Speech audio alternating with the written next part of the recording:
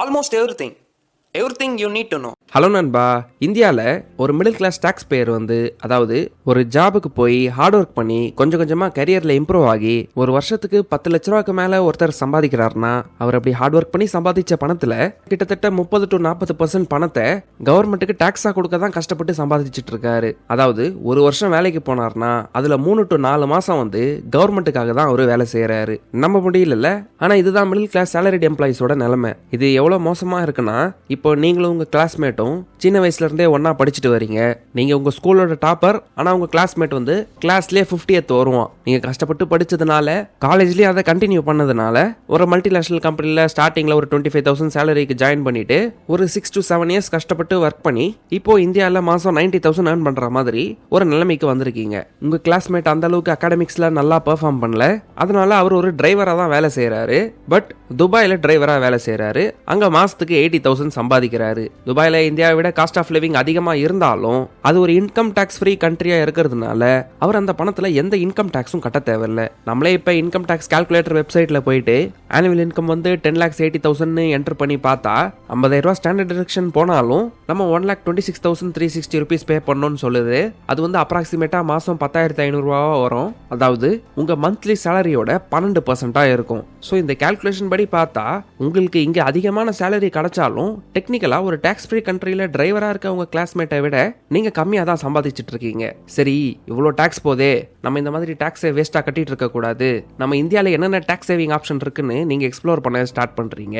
இந்த மாதிரி ஒரு list of tax saving options உங்க கண்ணு முன்னாடி வருது. இதுல ஃபர்ஸ்ட் ஆப்ஷனா இருக்க ஸ்டாண்டர்ட் டிடக்ஷனை நம்ம ஆல்ரெடி யூஸ் பண்ணிட்டோம். அடுத்து செகண்ட் பாயிண்டா இப்போ ஏடிசி செக்ஷனை எக்ஸ்ப்ளோர் பண்ணி பார்த்தோம்னா அதுல இருக்க எல்லா ஆப்ஷன்ஸ்லயும் ஒரு 3 year லாக்இன் பீரியட் இருக்க இஎல்எஸ்எஸ் மியூச்சுவல் ஃபண்ட்ஸ்ல இன்வெஸ்ட் பண்றதோ, லைஃப் இன்சூரன்ஸ் பிரீமியம் கட்டுறதோ, ஹவுசிங் லோன் பிரின்சிபல் அமௌண்ட் கட்டுறதோ, இல்ல இபிஎஃப் பிபிஎஃப் மாதிரி கவர்மெண்ட் ஸ்கீம்ஸ்ல கட்டுறது மூலமா நம்மளால டாக்ஸ் சேவ் பண்ண முடியும்ன்றத நீங்க தெளிவா புரிஞ்சுக்கிட்டீங்க.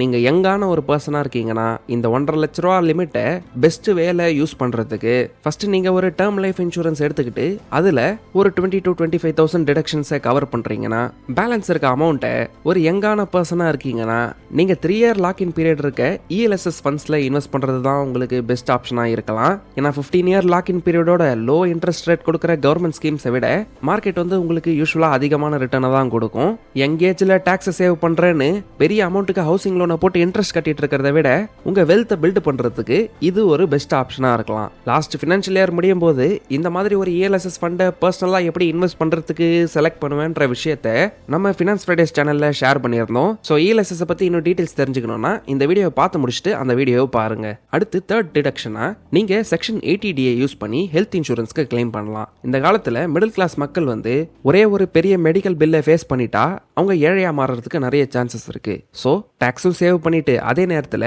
மெடிக்கல் பில்லால நமக்கு வரக்கூடிய ஃபினான்ஷியல் பர்டனை குறைக்கணும்னு நினைச்சீங்கன்னா நம்ம ஒரு ஹெல்த் இன்சூரன்ஸ் எடுத்துக்கிறது நல்லது.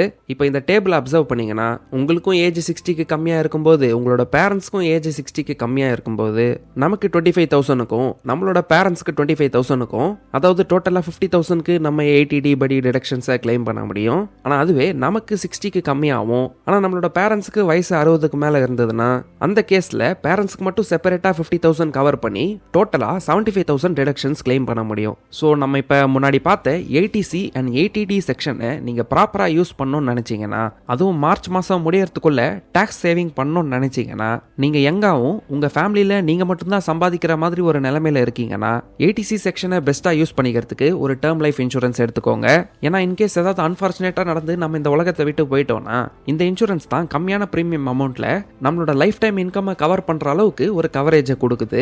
டிஸ்கிரிப்ஷன்ல இருக்க லிங்க்ல இருந்து பாலிசி பஜார் வெப்சைட்டை விசிட் பண்ணீங்கன்னா இந்த மாதிரி 21+ இன்சூரன்ஸ் ப்ரொவைடர்ஸ் கிட்ட இருந்து நீங்க இன்சூரன்ஸை கம்பேர் பண்ணி உங்களுக்கு ஒரு பெஸ்ட் ஆப்ஷனை சூஸ் பண்ண முடியும். ஏன்னா இங்க 1 crore கவர் 473 per monthல இருந்து ஸ்டார்ட் ஆகுது. இதுல பெஸ்ட் பார்ட் என்னன்னா ஆன்லைன்ல வாங்குறதுனால நமக்கு 10% டிஸ்கவுண்ட்டும் கிடைக்கும். இன்சூரன்ஸ் வாங்கிட்டு கிளைம் பண்ணணும்னு நினைச்சோம்னா 24/7 கிளைம் அசிஸ்டன்ஸையும் ப்ரொவைட் பண்றாங்க. இதுக்கப்புறம் ஏடிடி செக்ஷன் படி 75,000 வரைக்கும் டாக்ஸை சேவ் பண்ணிட்டு அதே நேரத்தில் அன்பார்ச்சுனேட்டா ஃபேமிலியில் யாருக்காவது உடம்பு சரியில்லாம போய் பெரிய மெடிக்கல் பில்லை கட்டுறதை அவாய்ட் பண்ணணும்னு நினைச்சீங்கன்னா, உங்க ஹெல்த் இன்சூரன்ஸ் பிரீமியம்ல 25% டிஸ்கவுண்ட் கிடைக்கணும்னு நினைச்சீங்கன்னா, டிஸ்கிரிப்ஷன்ல ஹெல்த் இன்சூரன்ஸ்க்கு கொடுத்திருக்க லிங்கை யூஸ் பண்ணி பாலிசி பஜார் வெப்சைட்ல அவைலபிள் ஹெல்த் இன்சூரன்ஸ் பிளான் எல்லாம் கம்பேர் பண்ணி பார்த்துக்கோங்க. 1 crore கவர் வந்து 390 per monthல இருந்து ஸ்டார்ட் ஆகிறதா சொல்றாங்க. ஒரு பாலிசி எடுத்ததுக்கு அப்புறம் ஹெல்த் இன்சூரன்ஸ் கிளைம் பண்ணணும்னு நினைச்சீங்கன்னா 30 minutesல கிளைம் அசிஸ்டன்ஸ் ப்ரொவைட் பண்றதா சொல்றாங்க. ஸோ மார்ச் மாசம் முடியறதுக்குள்ள இந்த செக்ஷன்ஸ் எல்லாம் யூஸ் பண்ணி இன்சூரன்ஸை வாங்கிட்டு உங்க டாக்ஸை சேவ் பண்ணிக்கோங்க. அடுத்து 4th டிடக்ஷனா, நீங்க ஹோம் லோன் வாங்கியிருந்தீங்கன்னா செக்ஷன் 24B யூஸ் பண்ணி நீங்க உங்க ஹோம் லோன்ல பிரின்சிபல் அண்ட் இன்ட்ரெஸ்ட் பே பண்ணுவீங்க பாருங்க. ஒரு வருஷத்துக்குள்ள ஓரளவுக்கு நல்ல அமௌண்ட்டே பே பண்ணிருப்பீங்க. அந்த அமௌண்ட்ல இருக்க இன்ட்ரெஸ்ட் காம்பனண்ட்டை நீங்க 2 லட்ச ரூபா வரைக்கும் இந்த செக்ஷன் 24B யூஸ் பண்ணி நீங்க சேவ் பண்ண முடியும். இது டெக்னிக்கலா பார்த்தா ப்ரொடக்டிவ் டாக்ஸ் சேவிங் கிடையாது. ஆல்ரெடி கடன்ல இருக்கங்க, டாக்ஸ்லாம் கட்ட முடியாதுன்னு கவர்மெண்ட் கிட்ட சொல்றீங்க. ஸோ அவைலபிள் ஆப்ஷன்ஸ்ல இருக்கிறதுல பெஸ்ட் ஆப்ஷன் பார்த்தா ELSSல இன்வெஸ்ட் பண்றதும் இன்சூரன்ஸ் எடுத்துக்க தான். ஏன்னா இதுதான் நம்மளோட வெல்த்தை ஃபாஸ்டா பில்ட் பண்றதுக்கும் அதே நேரத்தில் நம்மள ஃபினான்ஷியலா ப்ரொடெக்ட் பண்ணிக்கிறதுக்கும் ஹெல்ப் பண்ணும். ஸோ நம்ம இப்போ டிஸ்கஸ் பண்ண டிடக்ஷன்ஸ்லாம் எடுத்துக்கிட்டு 50,000 ஸ்டாண்டர்ட் டிடக்ஷன், 150K வந்து லைஃப் இன்சூரன்ஸ், ELSS, PPF இதெல்லாம் சேர்த்து ஒரு காம்பினேஷன் 50,000 ஹெல்த் இன்சூரன்ஸுக்குன்னு போட்டா, அதாவது டோட்டலா 2.5 lakhs டிடக்ஷன்ஸை கிளைம் பண்ணாலும், இந்த விஷயத்தை மேக்ஸிமைஸ் பண்ணாலும், இங்கே கால்குலேட்டர்ல பார்த்தா நமக்கு 81,460ன்றது டாக்ஸ் லைபிலிட்டியா டிஸ்பிளே ஆகுது பாருங்க. இந்த 81,000ன்ற அமௌண்ட் நம்ம கால்குலேஷனுக்கு யூஸ் பண்ண ஆனுவல் இன்கம்ல கிட்டத்தட்ட 7% வருது. ஸோ இந்த அளவுக்கு மேக்ஸிமம் சேவ் பண்ண முடியும்னு நம்ம இந்த கால்குலேஷன்லாம் போட்டு சேவ் பண்ணிட்டோம். உங்களுக்கும் இந்த அளவுக்கு இன்கம் இருந்தா இந்த மாதிரி டாக்ஸ் சேவிங் ஆப்ஷன்ஸை யூஸ் பண்ணிக்கோங்க. இங்க நம்ம ஓரளவுக்கு சிக்னிஃபிகன்ட் அமௌண்ட்டை சேவ் பண்ண மாதிரி தெரிஞ்சாலும் மிடில் கிளாஸ் மக்களுக்கு இந்த டைரக்ட் டாக்ஸ் மட்டும் தலைவலி கிடையாது. நம்ம எந்த ஒரு பொருளை வாங்கினாலும் அதுல சார்ஜ் பண்ணப்படுற இன்டைரக்ட் டாக்ஸ், அதாவது GSTயும் நமக்கு ஒரு தலைவலி தான். ஏன்னா நம்மள நிறைய பேருக்கு வீடு வாங்கணும், கார் வாங்கணும்னு ஆசை இருக்கும். ஆனா இந்த ஆசையை எக்ஸிக்யூட் பண்றதுக்கு நம்ம ஆக்ஷன் எடுத்தோம்னா நிறைய ஷாக்கிங்கான டாக்ஸ் அமௌண்ட்ஸை நீங்க பார்க்க வேண்டியிருக்கும். சரி, இப்ப காரை ஒரு எக்ஸாம்பிளா எடுத்துக்கிட்டா, நீங்க 15 lakhsக்கு ஒரு கார் வாங்க போறீங்கன்னா ஒரு சேலரிட் பர்சனா நீங்க அதுக்கு முதல்ல 21 லட்சம் சம்பாதிச்சிருக்கணும். ஏன்னா 6 லட்சத்தை நீங்க இன்கம் டாக்ஸ் கட்டினாதான் 15 lakhs ஆஃப்டர் டாக்ஸ் இன்கம் உங்களுக்கு கிடைக்கும். சரி, இப்போ என்கிட்ட 15 லட்ச ரூபா வந்துருச்சு, இந்த அமௌண்ட்டை யூஸ் பண்ணி அந்த காரை வாங்கலான்னு போனா அந்த காரோட உண்மையான விலை பார்த்தா 10 லட்ச ரூபா கிட்ட தான் இருக்கும். ஆனா 28% GST அப்ளை பண்றதுனால எக்ஸ்ஷோரூம் பிரைஸ் அந்த காரோட வேலையை 14 lakhsக்கு மேலே கொண்டு போயிடும். அதுக்கு ரோட் டாக்ஸ் கட்டி RTOலாம் கிளியர் பண்ணி இன்சூரன்ஸ்லாம் போட்டு ஆன் ரோட்டுக்கு கொண்டு வர்றதுக்குள்ள கிட்டத்தட்ட 18 லட்ச ரூபாய்க்கு வந்துடும். ஸோ சிம்பிளாக இங்கே கால்குலேட் பண்ணால் கார் வாங்குறதுக்கு 15 லட்சம் ஆஃப்டர் டாக்ஸ் இன்கம் சேர்க்கறதுக்கே நீங்கள் கிட்டத்தட்ட 6 லட்சம் டைரக்ட் டாக்ஸ் கட்டியிருப்பீங்க. அப்புறம் எக்ஸ்ஷோரூம் ப்ரைஸ்லேயே 28% GST, அதாவது அப்ராக்சிமேட்டாக 4 லட்ச ரூபா டாக்ஸ் கட்டியிருப்பீங்க.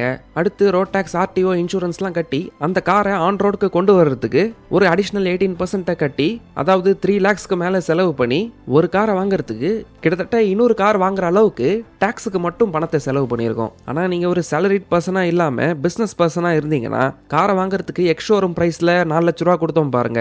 அந்த GST அமௌண்ட்டை உங்ககிட்ட GST நம்பர் இருந்தால் இன்புட் கிரெடிட் ஆச்சு கிளைம் பண்ணிக்கலாம். அந்த காரை பிஸ்னஸ் எக்ஸ்பென்ஸாக காட்டிக்கலாம். அடுத்து நீங்கள் ஒரு ஹை எண்ட் ஃபோன் வாங்கணும், எக்ஸாம்பிளுக்கு லேட்டஸ்ட் ஐஃபோனோட ஹை எண்ட் மாடலை வாங்கணும்னா அது யூஸ்வலாக இந்தியாவில் 30,000 to 40,000 அதிகமாக இருக்கிறதுனால நிறைய பேர் துபாய்க்கு ஃப்ளைட் டிக்கெட்லாம் புக் பண்ணிட்டு போய் வாங்கிட்டு திரும்ப வந்தா கூட அவங்களுக்கு கொஞ்சம் பணம் மிச்சம் ஆகுதுன்னு சொல்றாங்க. ஸோ இந்த ப்ராடக்ட்டுக்கும் பிசினஸ் பெர்ஸ்பெக்டிவ்ல பிரைஸ் டிஃபரன்ஸை காட்டணும்னா அமேசான்ல நார்மல் கஸ்டமருக்கு பிரைஸை பாருங்க, பிசினஸ் அக்கௌண்ட்ல GST எக்ஸ்க்ளூடட் பிரைஸை பாருங்க. இப்போ இங்க பிரைஸ் கம்மியா இருக்கிறதுனால பிசினஸ் பர்சன் GST கட்ட மாட்டாங்கன்னு கிடையாது, அவங்களும் கட்டுவாங்க.